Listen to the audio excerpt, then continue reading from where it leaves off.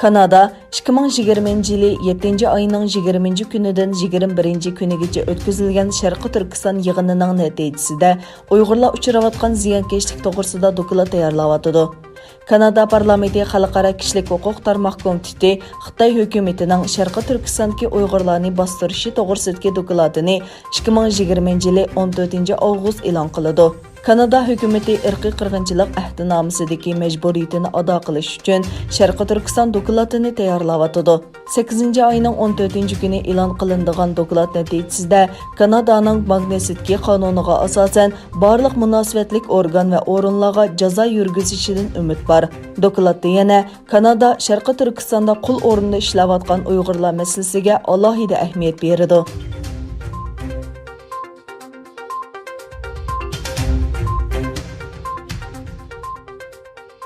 8 avgust bir to'p yoshlar Germaniyaning Myunxen shahrida Xitoyning Sharqi Turkistondagi bostirishi va irqiy qirg'inchilik siyosatiga qarshi namoyish qildi. Dunyo Uyg'ur qurultiyining raisi Dolqin Aysa, diniy ishlar mas'uli Turg'unjon Aloviddin va Ilhom To'xti institutining raisi Anvarjon faoliyatda ayrim-ayrim nutq so'zildi.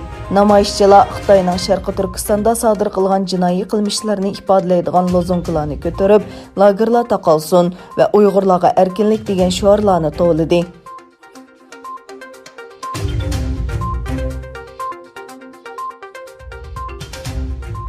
Amerika Tashqi ishlar ministri Mike Pompeo O'rta va Sharqiy Yevropadagi 4 davlatga qilgan ziyorati doirasida Chig'da rasmiy ziyorati bo'ldi va Kengash palatasida nutq so'zildi.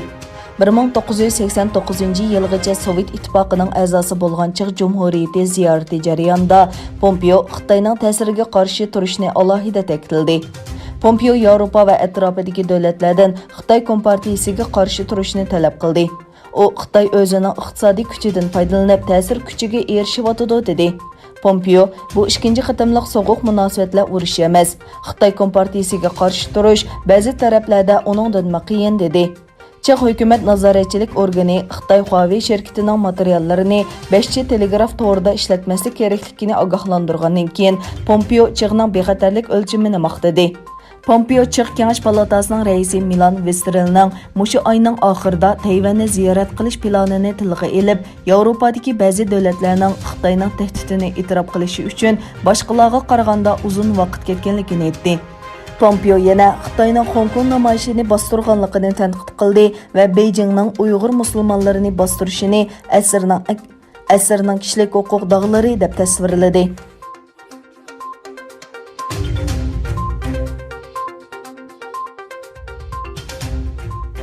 3 yildan buyon har hafta oxirida Amsterdamdagi Dam maydonida Xitoyga qarshi tek kishilik namoyish qilayotgan Uyg'ur faoliyatchisi Abdurahim G'ani bu qatim Xitoy elchixonasi oldida bir kishilik namoyishini boshladi. Abdurahim o'zining ijtimoiy aloqa to'g'rida mundaq dedi: "Men Xitoyning Gollandiyadagi bosh elchixonasi oldida tinish namoyishimni boshladim.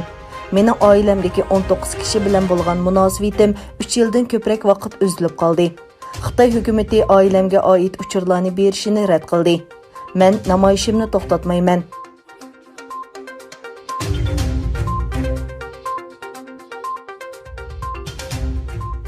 Eron prezidenti Ruhaniy bilan Fransiya prezidenti Macron o'rtasidagi telefon suhbatida yadro kelishimi va Livan masalasi muzokara qilindi. Ruhaniy Macrondan Amerikaning Eronga qaratgan qurol embargosini davomlashtirish uchun Birlashgan Davlatlar Tashkiloti Xavfsizlik Kengashiga topshirgan loyihaga qarshi turishni talab qildi. Macron bo'lsa o'zlarining Amerika topshirgan qonun loyihasini ma'qullamaganligini bayon qilib mundaq dedi: "Bizning Amerika bilan Eronga qaratilgan qurol embargosini kengaytirish masalasiga butunlay o'xshamaydigan ko'z qarashimiz bor. Biz ularga buni aniq yetkazdik." Yig'in jarayonida Macron Beyrut portida yuz bergan shiddatli portlashdan keyin Livan uchun jiddiy tadbir qo'llanishi kerakligini o'tirib qo'ydi va barliq munosabatlik taraflar jiddiylik va chet elning aralashishini kuchaytiradigan qadamlardan saqlanishi kerak dedi.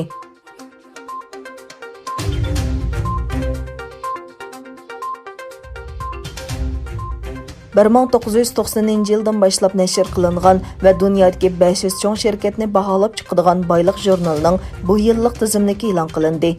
Xitoy va Hong Kongdagi 124 shirkat bu tizimlikka kirgizilgan bo'lib, tunji qatim Amerika shirkatlaridan eshib ketdi. Dunyodagi 500 kuchli korxona tizimligiga Amerikadan 121 shirkat kirgizildi. Tizimlikda Amerikaning parcha setish şirketi Walmart birinchi o'rinni egalladi.